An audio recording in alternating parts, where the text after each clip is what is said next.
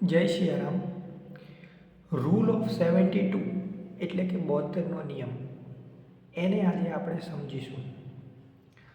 Power of compounding જો આપણે સમજવું હોય અને એનો આપણે ઉપયોગ કરવો હોય તો આ નિયમ સમજવો જરૂરી છે.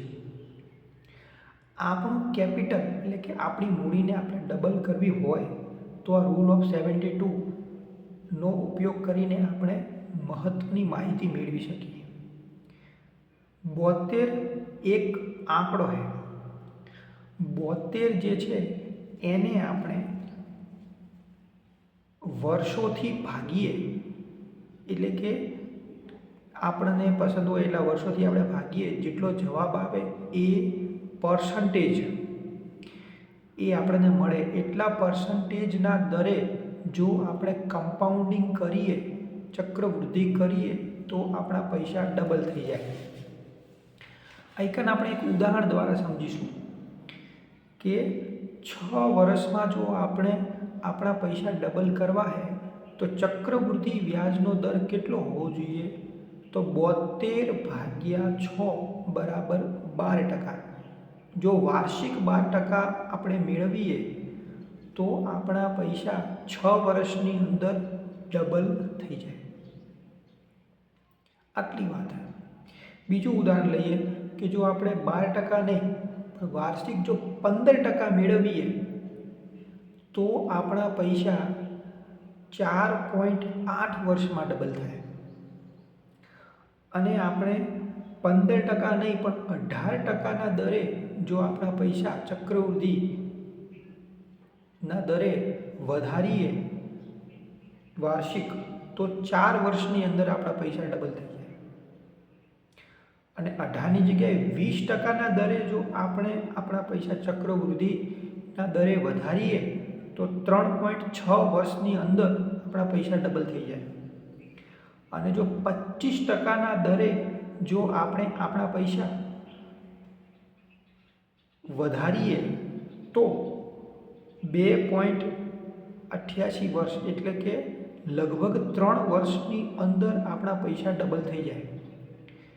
એટલે કે 72ને આપણે જેટલા વર્ષની અંદર ડબલ કરવા છે એને 72 વડે ભાગવાના, જે આન્સર આવે એટલા પર્સન્ટેજના દરે આપણે કમ્પાઉન્ડિંગ કરીએ, ચક્રવૃદ્ધિ કરીએ તો આપણા પૈસા ડબલ થઈ જાય.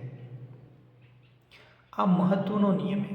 આ આપણને આપણા જે મૂડી, જે આપણી કેપિટલ છે એને ડબલ કરવાના પર્સન્ટેજ આપણને ખબર પડે. આ આપણને ખબર પડે તો બહુ ક્લિયરિટી આવે, આપણે આપણા માનસિક મેચ કરી શકીએ આપણે, અને આપણે બેવકૂફ ના બનીએ. જો કરીએ એ ક્લિયર થોટ પ્રોસેસ અને ક્લિયર માર્ગ સાથે કરી શકીએ કે આ આપણે કરવાનું છે, આ થઈ ગયું, હવે આગળનું, આ થઈ ગયું, આગળનું, એવી રીતે આપણને ખબર પડે. બાકી કોઈ વેગ રીતે સ્ટાર્ટ કરીએ તો આપણને મુશ્કેલી પડી શકે. હવે વાત એવી છે કે આ જો આપણે કરવાની કોશિશ કરીએ અને જો લાંબા ગાળે જો આપણે કરી શકીએ તો બહુ ફાયદો થઈ શકે. એક્ઝામ્પલ તરીકે, જો 10 લાખ રૂપિયા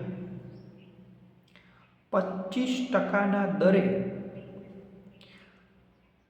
10 વર્ષની અંદર આપણે કમ્પાઉન્ડિંગ કરીએ તો 10 લાખ રૂપિયા જે રહ્યા એ આપણા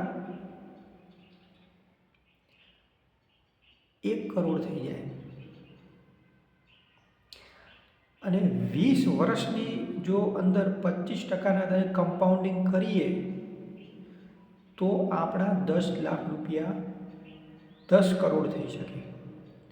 અને 30 વર્ષની અંદર જો 25%ના દરે આપણે કમ્પાઉન્ડિંગ કરીએ તો લગભગ 100 કરોડ રૂપિયા થઈ શકે. 30 વર્ષની અંદર 10 લાખ રૂપિયા 25%ના દરે કમ્પાઉન્ડિંગ કરીએ તો. હવે આપણે જોવાનું એ રહ્યું કે આટલા ટકા જે છે એ આપણને કોણ કરીને આપે છે.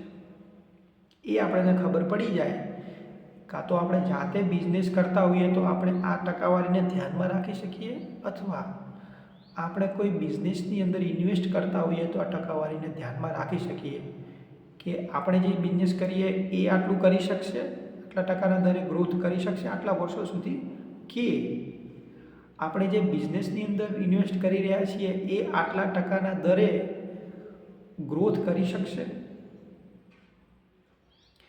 તો આપણને વધુ ફાયદો થાય અને આપણે એનો ઉપયોગ કરી શકીએ આપણી ફાઇનાન્શિયલ જર્નીની અંદર. જય સિયારામ.